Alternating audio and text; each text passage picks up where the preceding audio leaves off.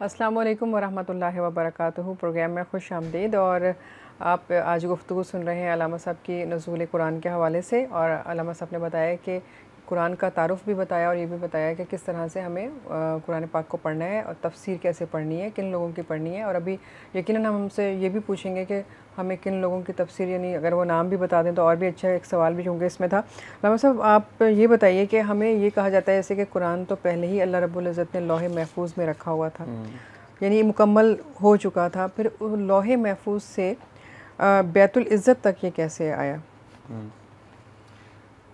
फिर वही बात आएगी, इल्म होगा तो सीना भी खुलेगा, शक भी दूर होगा और सही तरह जान भी सकेंगे।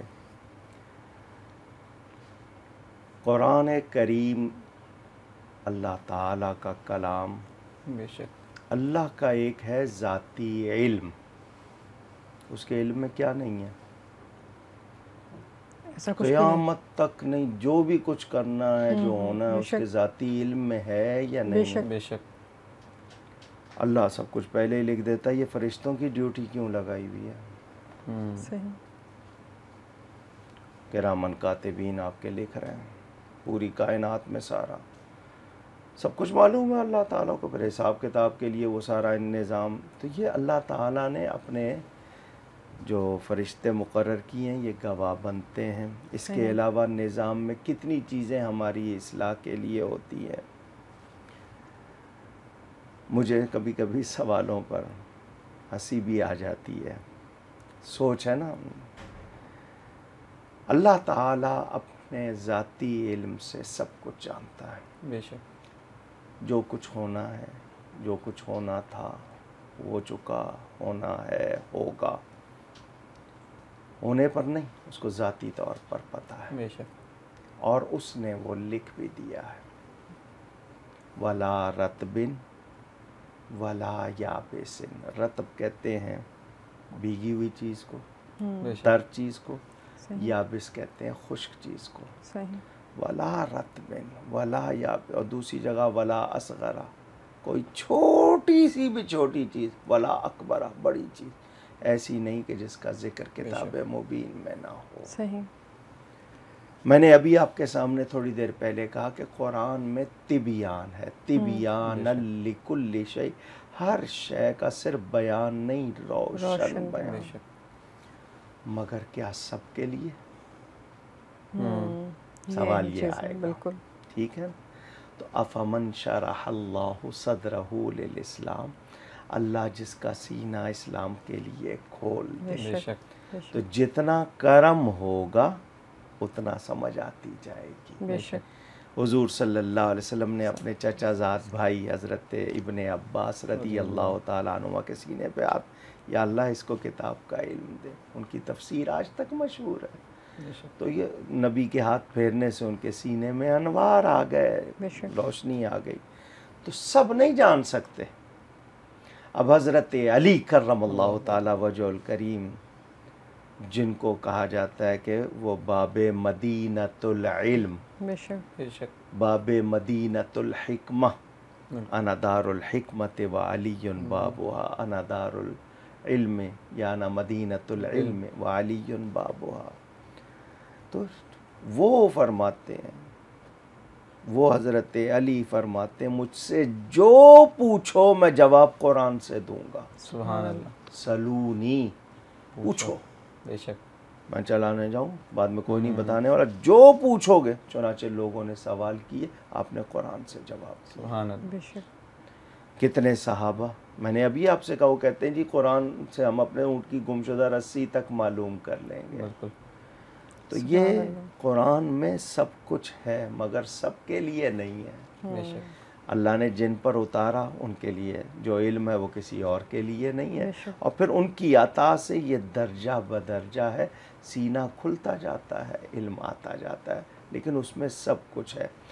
तो अब जो नुज़ूल है, मैंने इंजाल और तंजील शुरू में बताया, पहले प्रोग्राम में शायद जिक्र किया था कि एक है लौहे महफूज से आसमान दुनिया पर उतरना, اور ایک آسمان دنیا سے حضور صلی اللہ علیہ وسلم پر اترنا. صحیح. تو یہ دو ہیں. وہ جو ہے انزال ہے آسمان دنیا پر، اور آسمان دنیا سے جو اترتا رہا تھوڑا تھوڑا کر کے وہ تنزیل ہے. صحیح. قرآن سے جتنے سوال کریں کہ اے قرآن تیرا نام کیا ہے، تو کس کا کلام ہے، کون لے کر آیا، کس پر اترا، یہ تمام سوال کرتے جائیں، قرآن کی آیتیں خود جواب دیتی تھی. سبحان. اگر آپ پوچھیں ساری آیتیں موجود ہیں، وہ جواب دیتی ہیں. تو قرآن کریم رب تعالیٰ کا کلام ہے، بہت پیارا کلام ہے، اور سچ کہوں بے مثل، بے مثال. بے شک. رب جیسا کوئی نہیں، اس کے کلام جیسا بھی کوئی کلام نہیں. تو ہمیں اس کو صرف سجانا نہیں ہے کپڑوں میں، اس کو پڑھنا ہے، بے شک. سمجھنا ہے، یقیناً. سمجھ کر عمل کرنا ہے. میں ایک جھلک اور دکھا دوں.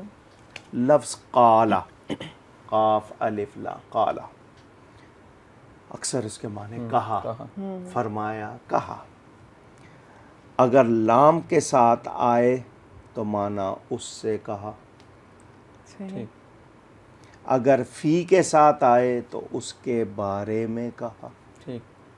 اگر من کے ساتھ آئے تو اس کی طرف سے کہا. کون جانے گا جس کو اگر نہیں آتی ہے تو، گرامر نہیں آتی ہے. دعا کے معنی، دعا لفظ اس کے معنی پکارنے کے بھی ہیں، بلانے کے بھی ہیں، مانگنے کے بھی ہیں، پوجنے کے بھی ہیں. ایک ہی لفظ ہے. جب مانگنے اور دعا کرنے کے معنی میں ہو تو اگر لام کے ساتھ آئے گا تو اس کے معنی ہوں گے اسے دعا دی. جب الا کے ساتھ ہوگا تو اسے بد دعا دی. اب آپ اس کا فرق کیسے کریں گے؟ عربی میں لام، من، بے، ان سب کے معنی سے کے ہیں. سے، ود آپ کہہ دیتے ہیں نا، یا فرام، سے. لیکن استعمال کے موقع پر علیحدہ. فرق کون کرے گا؟ سمجھنے والا، جس نے پڑھا ہوگا. تو قرآن کہتا ہے یُضِلُّ بِهِ کَثِیرًا وَیَہْدِی بِهِ کَثِیرًا. اسی قرآن سے لوگ گمراہ بھی ہوتے ہیں، اسی قرآن سے لوگ ہدایت بھی پاتے ہیں. گمراہی کا ذکر پہلے کیا ہے، ہدایت کا ذکر بعد میں کیا ہے. کیا مطلب؟ کہ ہر شخص ہدایت نہیں پاتا. تو اب وہی بات جو آپ کا سوال کہ ہر شخص کے لیے وہ سب کچھ نہیں ہے جس کو اللہ ہدایت. اب ایک شخص پڑھ رہا ہے جھوٹے کے بارے میں کہ جھوٹ بری چیز ہے، جھوٹ پر لعنت ہے، جھوٹ اتنی بری چیز کہ اس پہ لعنت. آیت بھی پڑھ رہا ہے اور پھر اپنی اصلاح نہیں کر رہا، تو وہ گمراہ ہو رہا ہے یا ہدایت پا رہا ہے؟ بے شک.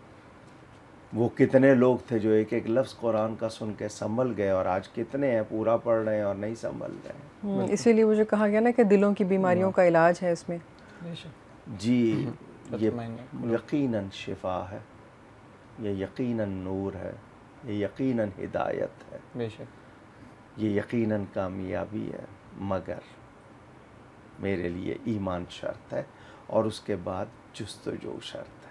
بے شک. انم صاحب اگر آپ کی اجازت ہو تو کچھ کالرز کے سوال. جی ضرور. یہ ایک جھیلم سے عاطف صاحب تھے کہ شب قدر کے حوالے سے، جیسے آج دنیا بھر میں مسلمان جو ہے عبادات کرتے ہیں اور بھی شبوں میں کرتے ہیں، تو اس کے حوالے سے کوئی پوچھنا چاہتے ہیں، کوئی خاص عبادات اگر آپ. جی میں پہلے بھی کہہ چکا ہوں، میں پھر کہوں گا. سب سے پہلے ہم نے توبہ کرنی ہے. ٹھیک. جتنی گناہ ہو گئے سچی توبہ، شرمندہ ہوں اس پر، آئندہ وہ گناہ نہ کرنے کا پکا ارادہ. ٹھیک. یہ توبہ ہے، ضرور دل سے کریں. جن سے آپس میں نا اتفاقی ہو گئی ہے کوشش کریں ان سے معافی چاہ لیں. اگر قریب نہیں ہیں، دور ہیں، ٹیلی فون پہ رابطہ کر لیں. قریب ہیں چلے جائیں ان کے پاس، اور اپنی سی کوشش کر لیں. وہ نہیں مانتے ہیں، آپ کو نقصان نہیں ہوگا، فائدہ ہی ہوگا. تو توبہ ہے. اور اس کے بعد یہ جو معاملات اپنے درست کرنے، حرام کھاتا ہوں یا غلط کرتا ہوں یا جھوٹ بولتا ہوں، غیبت کرتا ہوں، یہ سب جو ان سے توبہ. اس کے بعد میں اللہ کے حضور گڑ گڑاؤں، روؤں، استغفار کروں، یا اللہ مجھے معاف کر دے. نوافل بھی ہیں، نزول قرآن کی رات ہے، ذکر اذکار اللہ والوں کے پاس بیٹھیں، ان کے پاس سے سنیں، خود پڑھیں قرآن، نفل پڑھیں. نفل بہت سارے بیان ہوئے، 1000 نفل بیان ہوا ہے. ہر رکعت میں سورہ قدر اور 3 مرتبہ قل واللہ وہ بھی ہے۔ اس کے علاوہ اور بھی لوگوں نے تعلیم کی ہیں، جو بھی محبت سے ہو سکیں وہ پڑھیں، دعا کریں، بے شک، ہو سکے صدقہ خیرات کریں، ہو سکے جو گزر گئے ان کے لیے مغفرت بخشش کی دعا کریں، کسی فقیر کو کپڑے دے دیں، کسی کو کھانا کھلا دیں، اپنی جتنی غلط عادتیں ہیں وہ آج کے بعد بدل ڈالیں۔ یہ سب چیزیں ہیں، اللہ چاہے گا تو آپ کے لیے یہ ایک رات کا عمل پچھلی ساری زندگی کی جتنی بھی خطائیں ان کو مٹا دے گا۔ بے شک۔ بے شک، کوشش سبحان۔ کیجیے۔ جی نام صاحب یہ بہت سارا دیکھا جاتا ہے مساجد کے اندر، جب وہ فرض نماز کے لیے فجر پہ لوگ پہنچتے ہیں اور کبھی کبھار لیٹ ہو جاتے ہیں، تو سنتوں میں کیا ادا کریں وہ اگر جماعت چل رہی ہو یا پھر بعد میں؟ جی، اس حوالے سے میں 2 باتیں بتا دوں۔ ایک ہوتا ہے صاحب ترتیب، نماز پڑھنے والا، صاحب ترتیب، ترتیب، یہ اس کو کہتے ہیں جس کی کوئی نماز قضا نہ ہوئی ہو، ٹھیک، جس کی پچھلی ساری نمازیں پوری ہوں، جب سے فرض ہوئی ہیں اس وقت سے لے کر وہ مسلسل پڑھتا آ رہا ہے، کوئی ایک نماز بھی اگر رکی اس نے دوبارہ اس کو فوراً پڑھ لیا، وہ ہوتا ہے صاحب ترتیب۔ ٹھیک، اور دوسرے جو عام نمازی ہیں جو صاحب ترتیب نہیں ہیں، ان کی کتنی قضا ہیں کتنی نہیں ہیں، ٹھیک، تو یہ دونوں مسئلے سمجھا دیتا ہوں، حالانکہ سوال ایک کا آیا ہے۔ مثلا میں مسجد میں پہنچا ہوں اور ظہر کی نماز نہیں، عصر کی نماز شروع ہو گئی اور میں نے ابھی ظہر کی نہیں پڑھی اور میں صاحب ترتیب ہوں، میں پہلے اپنی ظہر پڑھوں گا، ٹھیک، صحیح، بھلے وہ نکل جائے۔ اور اگر میں نے اس کی جماعت کو لے لیا ہے کہ جماعت کی وجہ سے، تو میں بعد میں بھی پڑھ سکتا ہوں، ٹھیک، لیکن صاحب ترتیب کے لیے کہ پہلے وہ نماز پڑھے جو اس کی رہ گئی ہے۔ یہاں مسئلہ سنتوں کا، ٹھیک، اور یہ فجر کی سنتیں وہ ہیں جن کی بہت تاکید آئی ہے، بے شک، دنیا و ما فیہا سے بہتر بتائی گئی ہے، اللہ، اور ان کا بہت زیادہ خیال رکھنا چاہیے۔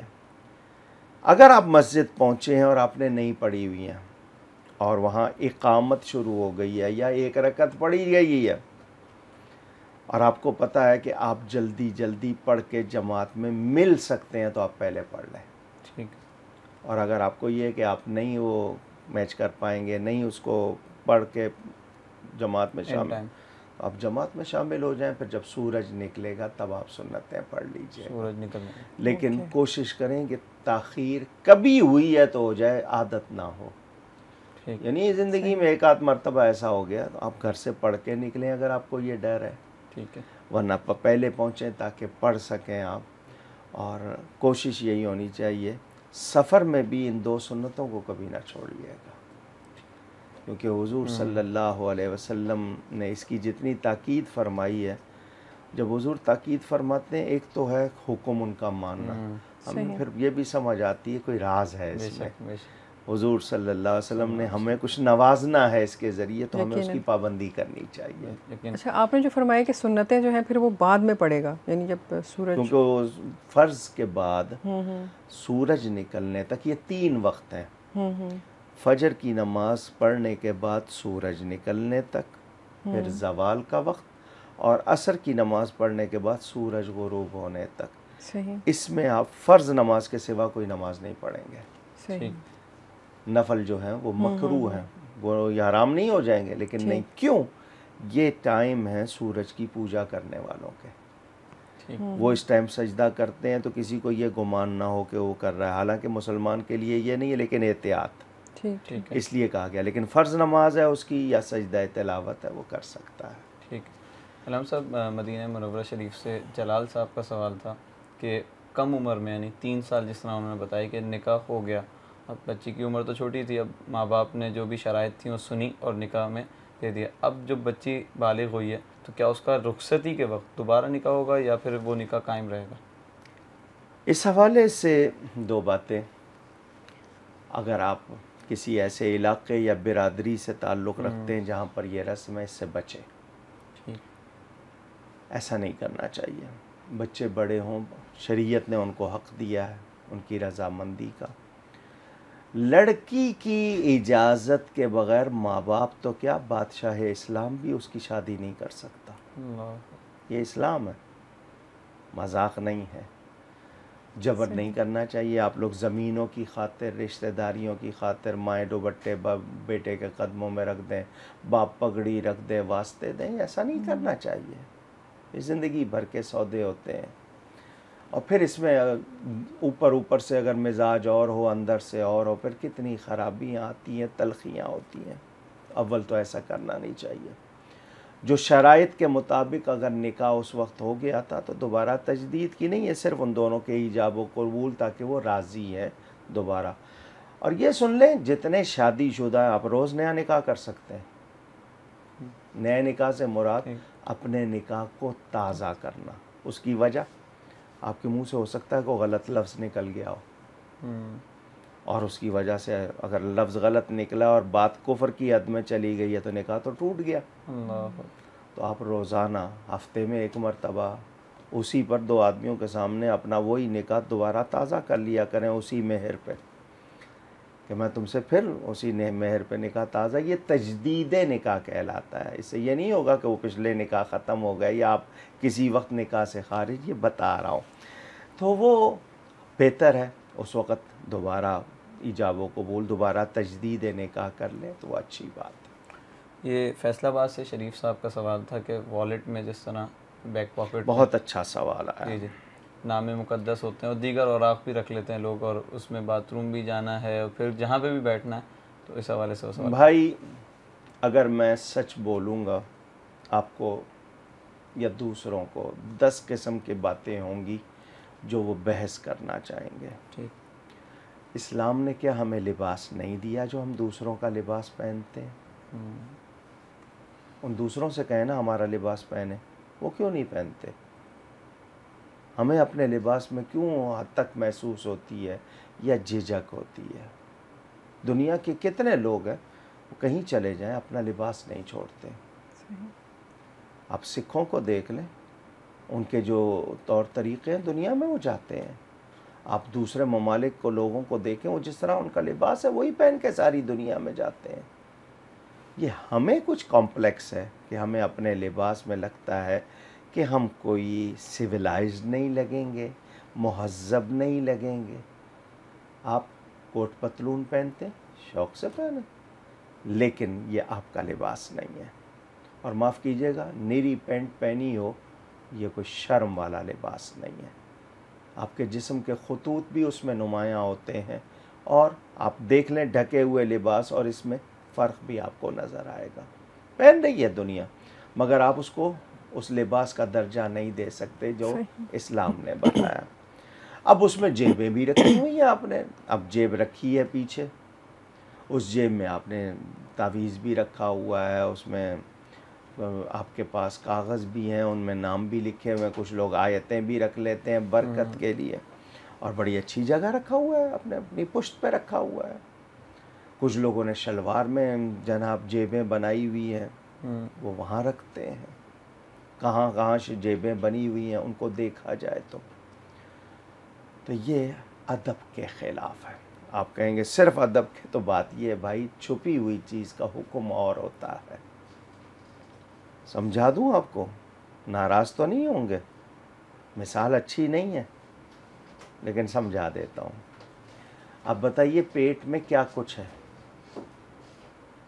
مسجد میں جاتے ہیں نا، پیٹ میں بہت کچھ ہوتا ہے. میں نام نہیں لے رہا، حرم بھی چلے جاتے ہیں، کعبۃ اللہ بھی چلے جاتے ہیں. اندر ہے، جا رہے پردے میں ہے نا. اگر اسی میں سے کچھ باہر لگ جائے تو پھر کیا ہوگا؟ پھر جا سکیں گے؟ نہیں.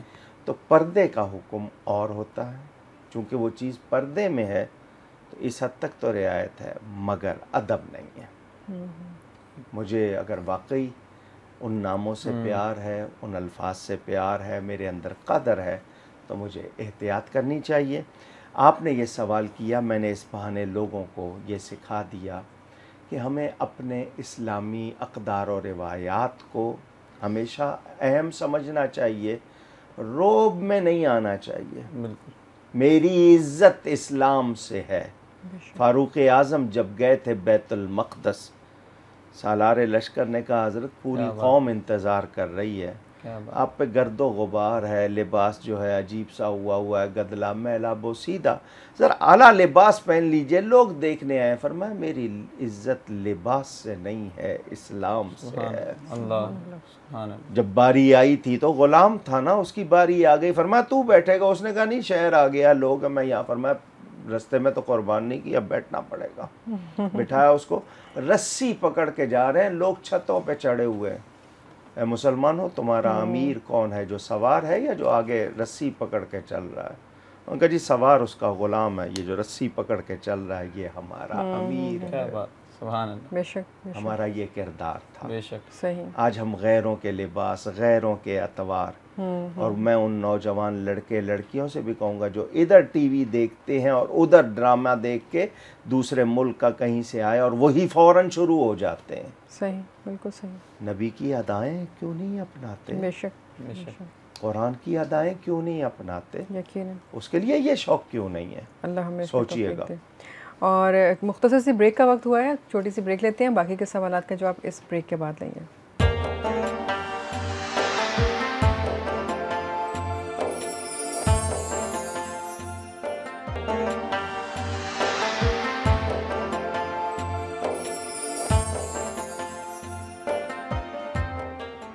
السلام علیکم ورحمۃ اللہ وبرکاتہ. پروگرام میں خوش آمدید.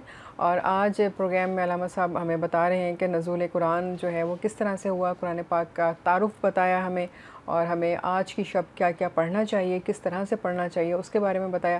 ابھی یہ سلسلہ جاری ہے اور ہمیں جوائن کیا ہے اس سیگمنٹ میں 2 مہمانوں نے، جن میں ہمارے پہلے مہمان ہیں محمد عظیم قادری صاحب، ثنا خوان رسول ہیں. السلام علیکم. وعلیکم السلام.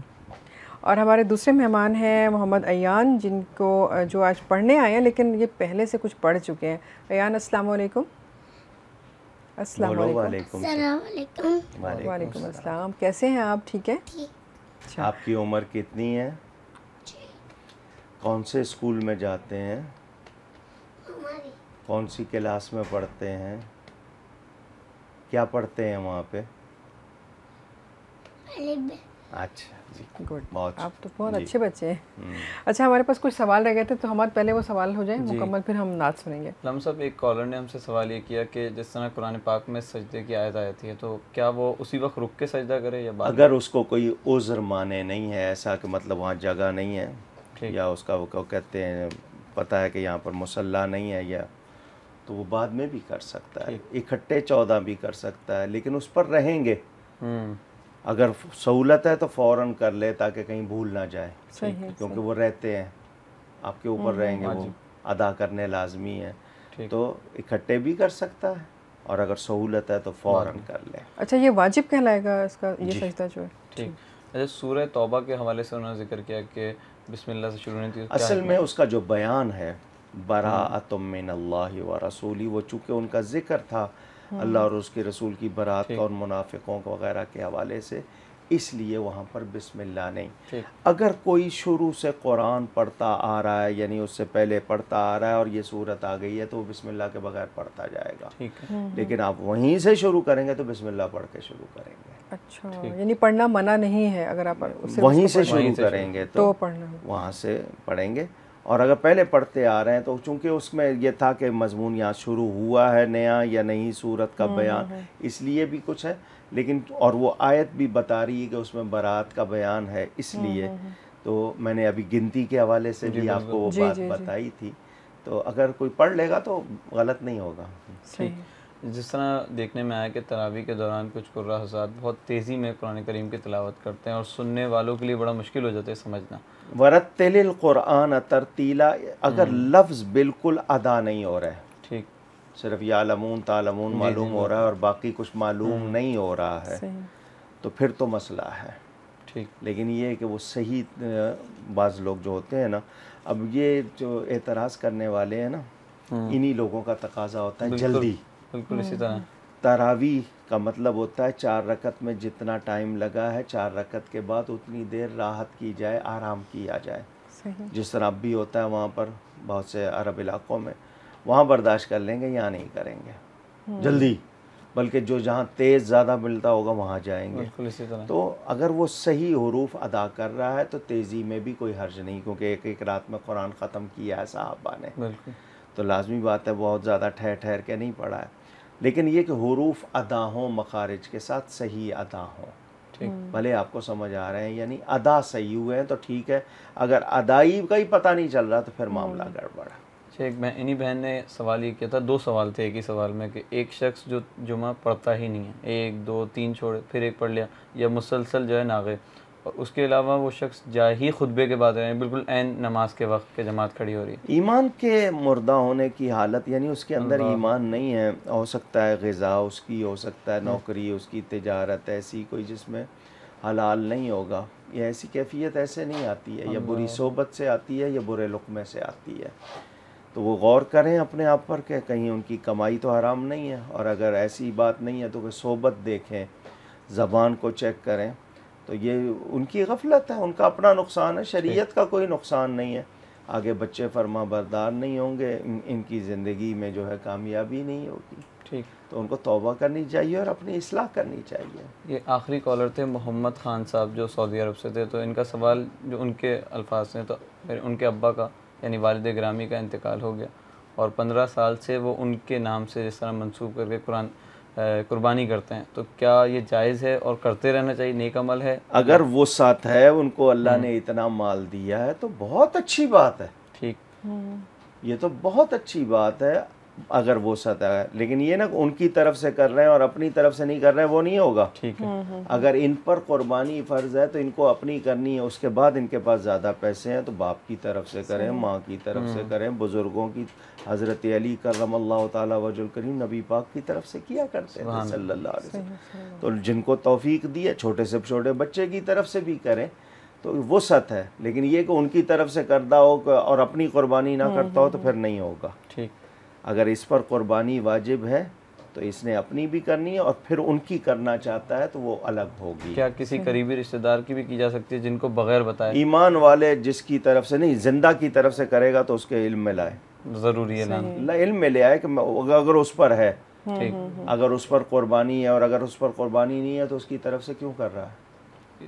اس ثواب کے حوالے سے لوگ نہیں، اس کی مدد کرے نا، ٹھیک ہے، اس طرح بالکل جو ضرورت مند ہے اس کی مدد کرے نا۔ ٹھیک، علامہ صاحب ایک سوال مجھے بتائیے گا، اگر کوئی ماں یا باپ بچے کو کوئی قسم دے دیتے ہیں کوئی کام کرنے کے لیے اور پابند کر دیتے ہیں اور پھر وہ بچہ کرتا ہے، تو کیا یہ مناسب ہے اس طرح سے کروانا؟ جائز کام ہو، بچے کا شوق نہیں ہے، لیکن یہ کہ ایسا نہ ہو جس سے آپ کی تسکین ہو اور اس کو شدید کوئی تکلیف ہو، ٹھیک، اس کی یہ صورتحال لازمی بات ہے۔ میں نے کہا نا، ایک نفس مسئلہ، ایک حقیقت مسئلہ ہمارے سامنے جو بیان کیا جاتا ہے وہ نفس مسئلہ، حقیقت کیا وہ آپ کو پتہ ہے کہ یہ کیا وجہ ہے یا کس چیز کے لیے قسم، ایسا کرنا نہیں چاہیے۔ ہاں، نیکی کے لیے، شوق دلانے کے لیے، اچھائی کے لیے اس کو کہا جائے اور وہ اس سے کروایا جائے، وہ اچھی بات ہے، لیکن زندگی کے یا معاملات کے حوالے سے کوئی بات ہے تو اس میں احتیاط کی جائے۔ یا اکثر یہ دیکھنے میں آیا ہے کہ بعض دفعہ لڑکیوں کو اس کے سسرال والے جو ہیں وہ قسم دے دیتے ہیں کہ تم نے اپنی ماں کے باپ کے گھر نہیں جانا، اور ملنے نہیں دیتے، تو کیا اس کی کوئی شرعی حیثیت ہے؟ گناہگار ہے، ظلم کرتے ہیں۔ اللہ، بیوی کو زبردستی رکھا ہوا ہے، شوہر قابل نہیں ہے، صحیح، شوہر نفقہ نہیں دیتا، بیوی پر ظلم کرتا ہے، جانے بھی نہیں دیتا۔ بیوی کی طرف سے کوئی ایسی زیادتی ہوتی ہے شوہر کے معاملے میں یا سسرال کی طرف سے ہوتی ہے تو سب کے ایک دوسرے پہ حق ہیں۔ بالکل، آج کل کبھی کسی گھر کے ایک فرد کو قربانی کا بکرا بناؤ، ہم مزے کریں، اس کو لٹکا دو، زیادہ تر یہ ظلم لڑکیوں پر ہوتا ہے۔ بھائی ہے، ماں باپ نہیں ہے، یا باپ نہیں ہے تو اب بھائی جو ہیں وہ چودھری ہیں، لارڈ ہے، بہن کو لٹکا دیا، وہ روتی رہے پیٹتی رہے، کیا فرق پڑتا ہے، ہم تو اپنی زندگی مزے کر رہے ہیں۔ تو یہ بہت سی غلطیاں ہو جاتی ہیں، بچوں کے معاملے میں ہو جاتی ہیں۔ اچھا، سسرال میں گئے ہیں تو وہ شوہر کہہ رہا ہے کہ جی تجھے تو کام کے لیے لائے، اب یہ زیادتیاں اس طرح کی بہت ہیں۔ تو وہ لوگ جو قسمیں دیتے ہیں یا اس طرح کرتے ہیں، کاش اسلام کا قانون صحیح طرح نافذ ہو اور ایسے شرائط رکھنے والوں اور ایسے لوگوں کو سزا دی جا سکے، بالکل، معاشرہ ہمارا درست ہو۔ ہم لوگ بہت غلطیوں میں پڑے ہوئے ہیں۔ یقیناً۔ اور اگر نعت رسول مقبول سے پہلے اور اسی سے مناسبت میں سوال ہے جس طرح جشن نزول قرآن کے حوالے سے آج رات بہت ساری محافل ہوں گی اور متعدد مقامات پہ تقریبات ہوتی ہیں، قرآن کریم میں حکم بھی ہے کہ جو نعمت تم پہ یا رحمت نازل ہو اس کا جشن مناؤ، تو کیا صرف جشن نزول قرآن بھی منایا جا سکتا ہے، یہ اور بھی نعمت ہے جن کا اظہار ہم کرتے ہیں اس کو جشن منایا جا سکتا ہے؟ جشن کا لفظ فارسی کا ہے، اس کے معنی خوشی کے ہیں، اور قرآن کہتا ہے قل بفضل اللہ و برحمتہ فبذالک فلیفرحوا، اللہ کا فضل اس کی رحمت ملے تو خوشیاں کرو۔ ٹھیک، آپ بچے کی پیدائش پہ خوشی کیوں کرتے ہیں؟ نعمت ہے، جی، بالکل نعمت ہے، آپ کو شفا ملتی ہے صحیح۔ بیماری سے، آپ کیوں رحمت ہے۔ خوشی کرتے ہیں؟ تو اللہ، اور پھر جب ان سب پہ کر رہے ہیں تو جس کے صدقے یہ سب سبحان ملی اللہ، ہیں، کیا بات، وہ میرے نبی پاک صلی اللہ علیہ صلی وسلم، اللہ علیہ ان کی خوشی وہ سب سے بڑا جشن ہے، ان کی آمد کا جشن۔ یقیناً۔ تو یہ محبت سے، لیکن صرف جشن ہی پر نہ رہ جائیں، ہوں، اس کی مقصدیت کو بھی برقرار رکھیں، ان کی محبت کا تقاضا بھی پورا کریں، اللہ توفیق دے۔ آمین۔ اور جشن مناتے ہوئے کوئی ایسا کام نہ کیا جائے جو ان کو ناراض کرے۔ بالکل، قرآن کریم کا جشن منانے والے صرف جشن منانے تک نہ رہ جائیں، پڑھیں بھی اس کو، بالکل، سمجھیں بھی، عمل بھی کریں۔ یقیناً۔ یہ تو وہ ہے نا، قرآن کے بارے میں چند جملے دہرا دیتا ہوں، وہ سن لیجئے۔ اس کو پڑھنا، پڑھانا، پڑھوانا، سننا، سنانا، سنوانا، لکھنا، لکھوانا، چھپوانا، چھاپنا، تقسیم کرنا، رکھنا، دیکھنا، سمجھنا، سمجھانا، یاد کرنا، یاد کروانا، یہ سب ثواب ہے۔ سبحان اللہ، سبحان، بہت خوب۔ اور میرے خیال ہے اب نعت کے لیے جی عظیم صاحب آپ سے درخواست کریں گے کہ بارگاہ رسالت میں آپ صلی اللہ علیہ وآلہ وسلم میں ہدیہ نعت پیش کرنے کی سعادت حاصل کیجیے۔ صلی اللہ علیہ یا رسول اللہ وسلم علیک یا حبیب اللہ، یا رحمت للعالمین، یا رحمت للعالمین، الہام جامع ہے تیرا، قرآن امام ہے تیرا، منبر تیرا عرش بری، منبر تیرا عرش بری، یا رحمت للعالمین، آئینہ رحمت بدن، سانچے چراغ علم و فن، قرب الہی تیرا دن، الفخر فخری تیرا دھن، خوشبو تیری جوے کرم، آنکھیں تیری باغ حرم، نور ازل تیری جبین، نور ازل تیری جبین، یا رحمت للعالمین، تیری خاموشی بھی ہے اذان، نیندیں بھی تیری رت جگے، تیری حیات پاک کا ہر لمحہ پیغمبر لگے، خیر البشر رتبہ تیرا، آغاز حق خطبہ تیرا، آفاق تیرے سامعین، آفاق تیرے سامعین، یا رحمت للعالمین، یا رحمت للعالمین. صلی اللہ علیہ وسلم. ان کے سامنے رکھیے گا جی ذرا مائک. جی آپ ہمیں آج کیا سنائیں گے؟ آپ پڑھنے تو نہیں آئے نا، پڑھانے آئے ہیں. بتائیے آج ہمیں کیا سنائیں گے؟ نہیں، آپ سورہ فاتحہ الحمد آتی ہے آپ کو یا قل هو اللہ؟ وہ سنا دیں آپ، بسم اللہ پڑھ کے. بسم اللہ پڑھ کے. بسم اللہ الرحمن الرحیم. قل هو اللہ احد اللہ الصمد لم یلد ولم یولد ولم یکن له کفوا احد. ماشاء اللہ. اور بھی کچھ آتا ہے؟ چلیں آپ نے بہت اچھا کیا. ہم یہاں ان بچوں کو بلاتے ہیں جنہوں نے بالکل نہیں پڑھا، لیکن آپ تو محمدی اسکول میں پڑھ رہے ہیں، آپ نے بتایا تو آپ آئے، آپ نے ہمیں قل هو اللہ سنائی. بہت اچھی بات ہے. ہم آپ کے لیے یہ دے رہے ہیں کرشی والوں کا یہ تحفہ آپ کے ساتھ جائے گا. ٹھیک ہے؟ خوش ہیں؟ بہت شکریہ. جی ہم سب چند سوالات اور رہ گئے ہیں، میں چاہوں گی آپ تھوڑا سا اس کے بارے میں بھی فرمائیے.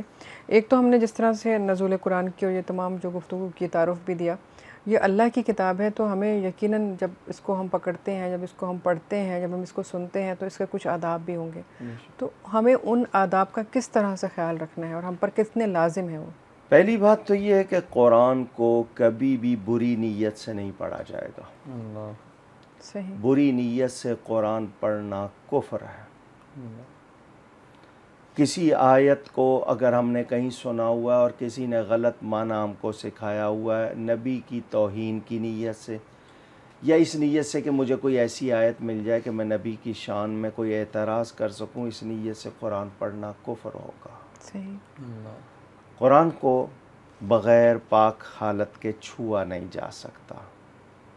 اگر کبھی ایسی نوبت آئی ہے کہ مجھے قرآن شریف کہیں رکھا ہے اٹھانا اور میں پاک نہیں ہوں، خاص طور پہ خواتین کا وہ مرحلہ جب کہ ان کے وہ خاص دن ہوتے ہیں، تو ایسا کپڑا جو لباس نہ ہو، یعنی آپ کا دوپٹہ نہیں، الگ سے کپڑا ہو، اس الگ سے کپڑے پاک کپڑے سے اس کو اٹھا کر آپ کپڑے کے ساتھ رکھ دیں گے، کیونکہ آپ نے کپڑے کو درمیان میں آڑ بنا لیا ہے. اس کو آداب کے ساتھ پڑھنا چاہیے، محبت کے ساتھ، اور جتنی دیر دل لگے. اگر دل نہیں لگ رہا تو وہاں روک دیجئے تاکہ آپ پر وہ بوجھ نہ بنے. پھر طبیعت تھوڑی دیر بشاش ہو جائے پھر پڑھ لیجئے گا دوبارہ. تو اس روز اس کو پڑھنا چاہیے، کم از کم 10 آیتیں، کم از کم. حالانکہ روز 2 دن میں ختم ہو، 3 دن میں ختم ہو، 7 دن میں ختم ہو، لیکن ہم تو شاید سال میں بھی 1 ختم یا 2 ختم مشکل سے کر پاتے ہیں. تو قرآن کو بغیر پاکیزگی کے چھونا نہیں ہے. جب پڑھنا ہے محبت سے پڑھنا ہے، بدنیتی سے نہیں پڑھنا ہے، اور کوشش کرنی ہے کہ اس کا ادب بھی کرنا ہے، اس کو سمجھنا بھی ہے، اور سب سے بہتر یہ کہ اس پہ عمل بھی کرنا ہے. بے شک. یہ اس کے کچھ آداب رکھنا ہے. ہم پیٹھ نہیں کرتے اس کو، ہم اپنے سے نیچے نہیں رکھتے اس کو. اور جب بھی کوئی اگر چھونے والے ہاتھ بھی ہمارے یا خیال رکھتے ہیں، ہم مثلا اوپر نہیں بیٹھتے، اگر قرآن شریف نیچے رکھا ہو تو اس جگہ سے اونچی جگہ نہیں بیٹھتے. یہ ہمارے آداب ہیں، اور جس کو ملتا ہے ادب سے ملتا ہے. تو ادب کرنا چاہیے، کیونکہ یہ رب تعالیٰ کا کلام ہے، کوئی عام کتاب نہیں ہے. رکھتے ہوئے بھی یہ نہیں کہہ دینا کہ قرآن پڑھا ہوا ہے، قرآن رکھا ہوا ہے، قرآن کا نسخہ رکھا ہوا ہے. کہنے میں بھی فرق ہو، اور پھر یہ کہ اس کے ساتھ سلوک بھی سوچ کے کہ یہ رب تعالیٰ کا کلام ہے، عام کتاب نہیں ہے. رکھتے ہوئے بھی کہاں رکھ رہے ہیں، کیسے رکھ رہے ہیں، اور اس کے ساتھ الٹا نہ رکھنا ہے، اس کو اپ سائڈ ڈاؤن نہیں کرنا ہے. یہ سب چیزیں آداب ہیں، یہ ابتدا سے بچوں کو سکھانی ہے. کیونکہ ہمیں کہا گیا ہے کہ میری محبت سکھاؤ. حضور نے فرمایا بچوں کو میری محبت، اہل بیت کی اور قرآن کی محبت. تو محبت تعظیم سکھاتی ہے، تو ادب سکھانا ہے. تو کیا قرآن کی قسم کھانا جائز ہے؟ اللہ کا کلام ہے، کھا سکتے ہیں. حالانکہ کھانے کو دنیا میں اور بہت سی چیزیں ہیں، بہتر ہے انسان وہ کھا لیا کرے. قسم اٹھائی جاتی ہے، یاد کی جاتی ہے، مگر اردو میں قسم کھانا کہتے ہیں. کھائی جا سکتی ہے، لیکن چھوٹی سی بات پر، دنیا کی بات پر اتنے بڑے کلام کی قسم اٹھانا، اور پھر جس کو آپ پر اعتبار ہے وہ ویسے کرے گا، اور جس کو اعتبار نہیں وہ آپ کی قسم پر بھی نہیں یقیناً کرے گا۔ علامہ صاحب مقصد میرا یہی ہے اس سوال کا کہ ہم یہ تعظیم میں شامل ہے کہ ہم اس طرح بات بات پہ اس کی قسم نہ کھائیں، تو ہم لوگوں کو ان چیزوں کا خیال اٹھانا، رکھنا چاہیے۔ قرآن کو اٹھانا یا اٹھانے کو کہنا چھوٹی چھوٹی باتوں پر، یہ قرآن کی توہین ہے۔ اس کا مطلب میں قرآن کا ادب نہیں، یہ قرآن اس لیے نہیں آیا تھا کہ میں اس پر ہاتھ رکھ کے قسمیں اٹھاؤں یا اس کو اٹھا کے لوگوں کے حلف لوں، یہ تو آیا تھا میرے لیے نور بن کر، ہدایت بن کر، علاج بن کر میرا۔ میں نے آپ کو بتایا تھا نا، ہمارے سامنے اللہ تعالیٰ نے جو نظام رکھا ہے، اتنا بڑا کارخانہ انسان کے جسم میں، تو اس کے لیے یہ ہدایت نامہ، بے شک، چھوٹی سی مشین لیں تو مینول آتا ہے، صحیح، ہاؤ ٹو یوز، کیسے استعمال کرنا ہے۔ جی بالکل، تو انسان کے لیے بھی کوئی ہدایت نامہ چاہیے تھا، تو بالکل، یہ دیا۔ اور کبھی کبھی بہت ٹپیکل پیچیدہ مشین ہوتی ہے نا، تو پہلے کو ماہر آتا ہے۔ جی بالکل، تو ہمیں قرآن دو طرح ملا ہے، لفظوں کی شکل میں بھی، عمل کی شکل میں بھی۔ بے سبحان شک، اللہ، سبحان اللہ، لفظوں کو دیکھنا ہو 30 پارے دیکھ لیجئے، عمل دیکھنا ہو سیرت مصطفیٰ دیکھ سبحان لیجئے۔ اللہ، سبحان اللہ، تو یہ آسانیاں کی گئی ہیں، لیکن یہ قرآن اس لیے نہیں ہے کہ اس کو اٹھائیں اس طرح اور یہ کریں، یہ غلط باتیں ہیں۔ صحیح، خاص طور پہ چھوٹی چھوٹی بات پہ، ہاں میری چیز تو نہیں اٹھائی، اٹھاؤ قرآن، یہ توہین ہے۔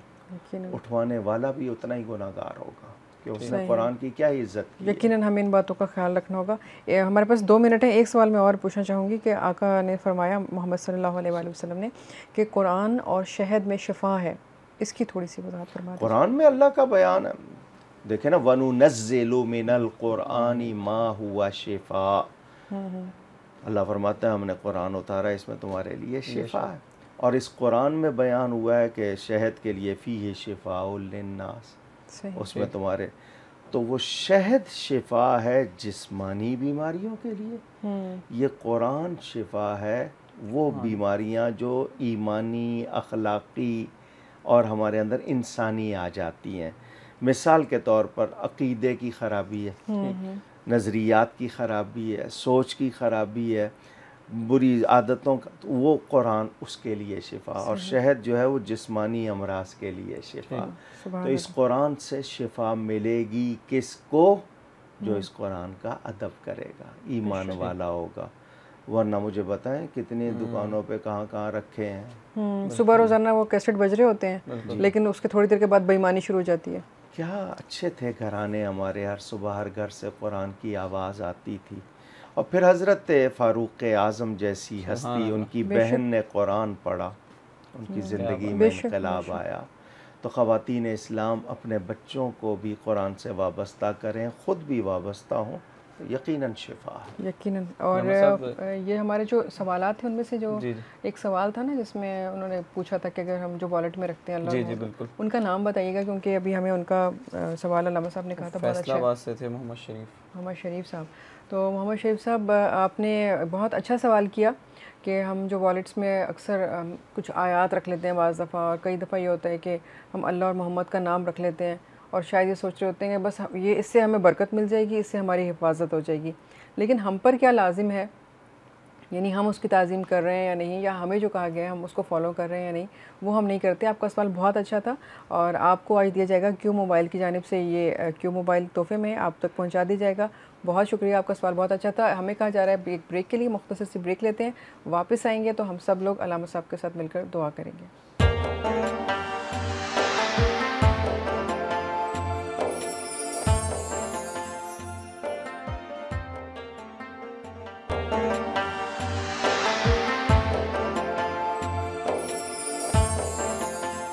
السلام علیکم ورحمۃ اللہ وبرکاتہ، پروگرام میں خوش آمدید، اور یہ پروگرام کا لاسٹ سیگمنٹ ہے۔ آج گفتگو ہوئی نزول قرآن کے حوالے سے۔ علامہ کوکب نورانی اکاڑوی صاحب نے آپ کو بتایا کہ نزول قرآن کی کیا اہمیت ہے، قرآن کا تعارف دیا، آپ کے سوالات کے جوابات بھی دیے، اور بتایا کہ کس طرح سے ہم نے اس رات کو اللہ کے حضور کس طرح سے اپنے آپ کو پیش کرنا ہے۔ سب سے پہلے توبہ کرنی ہے، نوافل پڑھنے ہیں، قرآن کریم پڑھنا ہے، اور تسبیحات پڑھنا ہے۔ علامہ صاحب، پروگرام مکمل کرنے کا چونکہ وقت ہے، تو ایک سوال میں ضرور پوچھنا چاہوں گی آپ سے کہ عام طور سے لوگ جو ہیں وہ جب گھر سے نکلتے ہیں تو قرآن چوم کے نکل رہے ہوتے ہیں، اور یہ ایک ان کے ذہنوں میں ہوتا ہے کہ بس اب ہماری حفاظت قرآن کرے گا۔ بہت سے لوگ ایسے ہیں جو ایک لمبے سفر پر جا رہے ہوں تو قرآن کو اپنے ساتھ رکھ لیتے ہیں، تو کیا ہمیں ایسا کرنا چاہیے؟ اس کی تھوڑی سی وضاحت فرمائیے گا، پھر ہم دعا کی طرف بڑھیں گے۔ قرآن کریم کا میں نے آپ کو بتایا نا، اس کو چومنا، اس کو چھونا بھی یقیناً ثواب ہے، وہ منع نہیں ہے، لیکن صرف اس کو چوم لینا اور صرف چھو لینا اور پڑھنا نہیں، یہ تو کوئی بات نہ ہوئی۔ صحیح۔ دلہن کو اس کے سائے میں گزارنا قرآن کریم کے، یا روزانہ قرآن کو اوپر رکھ کے اس کے نیچے سے گزرنا، یہ محبت کی علامتیں ہیں، مگر یہ کافی نہیں ہے، ان کو پڑھنا بھی ہے۔ صحیح۔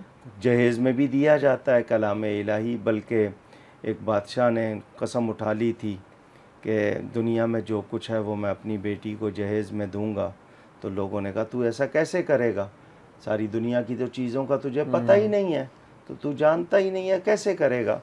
تو اس کو بڑی فکر ہو گئی کہ دولت تو بہت ہے لیکن واقعی ساری دنیا میں جو کچھ ہے مجھے کیا معلوم۔ تو وہ عالم کے پاس گئے تو انہوں نے کہا گھبراؤ نہیں، پیسے نہیں لگیں گے اور بات پوری ہو جائے گی۔ اور زیادہ خوش ہو گیا۔ وہ کیسے؟ انہوں نے کہا قرآن دے دو، سبحان اللہ، کیونکہ جو کچھ کائنات میں ہے وہ قرآن میں ہے۔ تو قرآن دیا جاتا ہے تو پڑھنے کے لیے، لیکن بہت عمدہ اچھی پرنٹنگ والا لیتے ہیں، پڑھتے نہیں ہیں۔ تو قرآن کریم کو کسی ایسی جگہ ساتھ لے جانا جہاں ڈر ہو کہ بے ادبی ہوگی، یعنی ایسا وہ ملک ہے جہاں پر کوئی قرآن کی بے حرمتی کر سکتا ہے، وہاں ساتھ نہیں لے جائیں گے، منع کیا ہے۔ اور ہر طور پر خود بھی اور بچوں کو اس کا ادب سکھائیں۔ صرف یہ نہیں ہے کہ اس کو چھو لیا چوم لیا، یہ بھی اچھی بات ہے، کوئی شبہ نہیں ہے، لیکن صرف اتنے پر نہیں، یقیناً۔ اور اس کی کچھ آیات بھی تو یاد کریں نا، کچھ پڑھیں بھی تو، بلکہ وہ پڑھ کے خود سے نکلیں، وہ زیادہ بہتر ہے، جی جی، رحمت اور برکت کے لیے۔ آپ سے دعا کی درخواست ہے۔ آج دعا کرنے سے پہلے پھر بتا دوں گا ویب سائٹ کے حوالے سے، اور ساتھ میں جامع مسجد گلزار حبیب کے حوالے سے اسکرین پر معلومات آئیں گی، جو میری ویب سائٹ ہے اس کی بھی، اور مسجد گلزار حبیب میں جو مینارہ تعمیر ہونا ہے اس کے حوالے سے بھی، تو آپ ضرور تعاون کیجیے گا۔ میں ایک مرتبہ پھر اپنے تمام ناظرین سامعین سے اپنی ہر خطا کی معافی چاہتا ہوں۔ کسی کا دل دکھا ہو، کسی کو میری کوئی بات بری لگی ہو، کہیں کبھی کسی طرح کسی کو تکلیف پہنچی ہو، اللہ کے لیے مجھے معاف کر دیجیے گا۔ آج ہم توبہ کرتے ہیں اللہ کی بارگاہ میں، اور کوشش کریں گے کہ ہم آج کی رات بخشش اور رحمت پا لیں۔ آمین یا ارحم الراحمین۔ اللہم صلی وسلم وبارک علی سیدنا محمد وعلی آلہ وصحبہ۔ اللہم انک عفو کریم تحب العفو فاعف عنا یا غفور یا غفور یا غفور۔ اللہم اجرنا من النار، اللہم اجرنا من النار، اللہم اجرنا من النار۔